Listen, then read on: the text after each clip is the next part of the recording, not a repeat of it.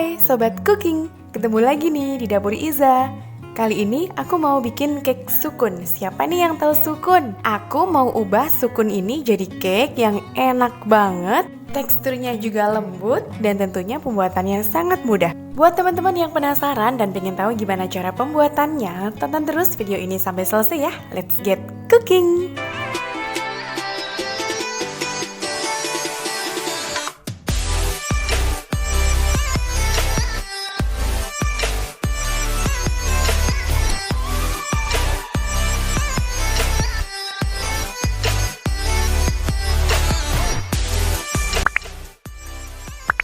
Ini untuk bahan-bahan yang aku gunakan. Aku pakai 2 sendok makan tepung maizena, kemudian 250 gram tepung terigu serbaguna atau pro sedang, dan setengah sendok teh baking powder juga vanili, SP 1 sendok teh, kemudian gulanya aku pakai 200 sampai 230, disesuaikan aja untuk tingkat kemanisannya ya. Kemudian aku pakai telurnya ini 5 butir. Sebenarnya 4 butir aja itu cukup kalau ukuran telurnya itu besar. Karena ini kecil jadi aku pakai 5. Kemudian ada 150 gram mentega. Teman-teman bisa kombinasikan antara margarin dengan mentega atau mentega aja. Kemudian untuk sukunnya aku pakai 250 gram sama jumlahnya dengan tepung terigu.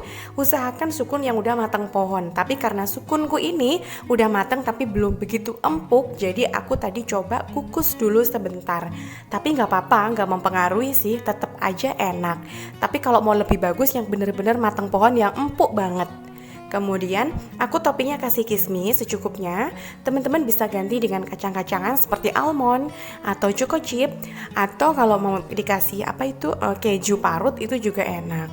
Kemudian biar warnanya makin cantik aku tambahkan 1 sendok teh pewarna kuning muda. Untuk detail resepnya ini teman-teman bisa screenshot atau bisa aja cek di kolom deskripsi bawah video ya.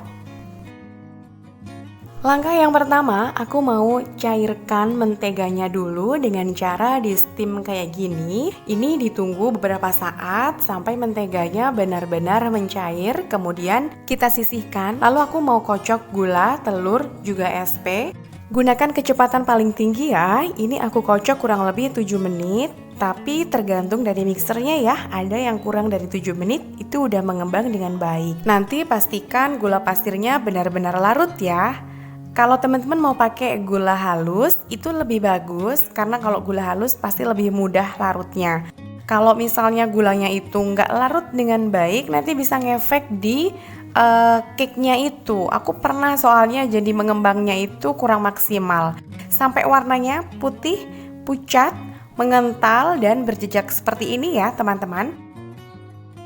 Kalau udah seperti ini bisa kita cukupkan mixernya. Kemudian aku mau ayak seluruh bahan kering. Ini tepung terigunya aku ayak dulu untuk menghindari supaya tidak ada yang bergerindil.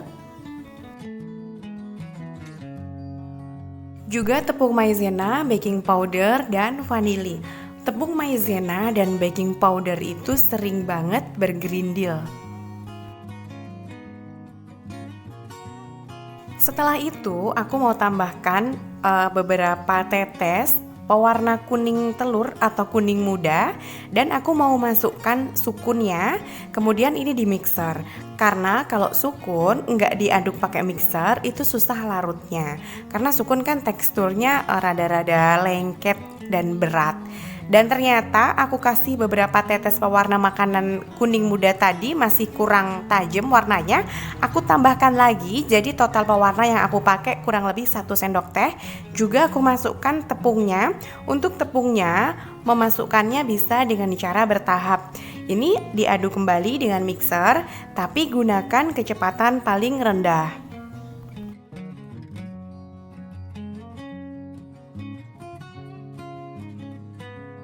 Masukkan lagi sisa tepungnya, kemudian aduk kembali dengan mixer. Usahakan sesingkat mungkin durasi ngaduknya, tapi benar-benar tercampur ya.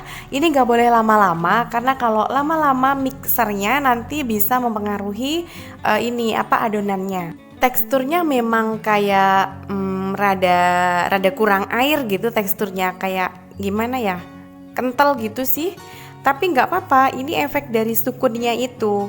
Memang rada berat, tapi ini kan nanti masih mau kita tambahkan dengan cairan mentega. Nah, ini udah cukup tercampur ya. Ini menteganya, kalau memasukkan mentega ke dalam adonan, itu dipastikan menteganya harus benar-benar sudah dingin.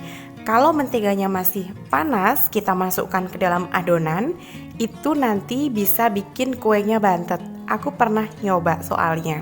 Kemudian kita aduk dengan spatula aja, karena kalau mentega kan teksturnya ringan, jadi nggak perlu pakai mixer, nggak apa-apa. Dan ini juga mudah larutnya, sampai benar-benar tercampur rata ya. Kemudian aku mau olesi loyang dengan mentega.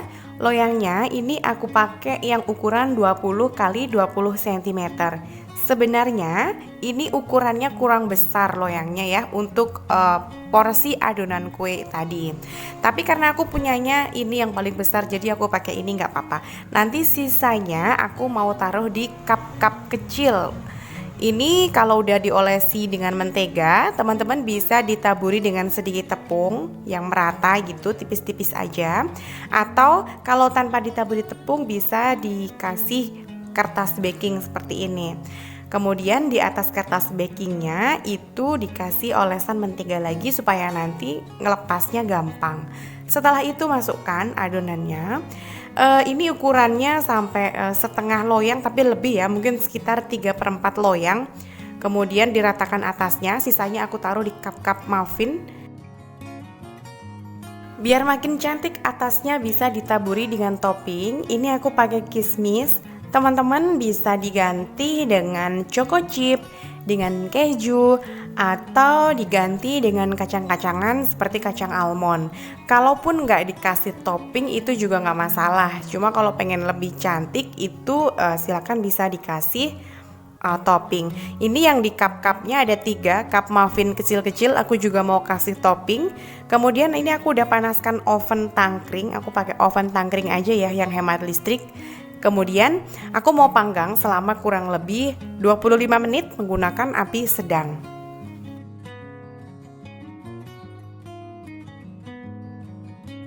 Ini udah matang kuenya, tadi udah aku coba tes tusuk dengan tusuk sate, sudah matang sampai dalam. Dan ini hasilnya ya teman-teman, mengembang dengan baik, cantik banget. Yang di cup kecil nggak bisa ikut ketik videonya ya, karena udah langsung diserbu sama ponakan. Ini aromanya harum banget, ditambah dengan kismisnya kena panggangan itu jadi makin harum.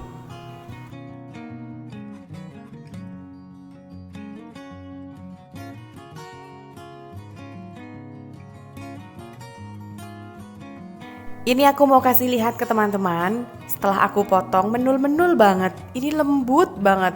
Tuh, mengembang dengan sangat baik. Ini rasanya juga enak. Jadi sukunnya itu nggak begitu kerasa ya. Sukun itu kan memang kalau yang suka sukun ya dikukus aja enak gitu. Apalagi dijadikan cake seperti ini itu makin enak. Buat teman-teman yang penasaran, silakan mencoba di rumah ya. Yang belum subscribe channel YouTube Dapur Iza, jangan lupa tekan tombol subscribe-nya juga loncengnya dan share ke sosial media teman-teman semuanya supaya bermanfaat. Sampai ketemu di video selanjutnya. Bye-bye.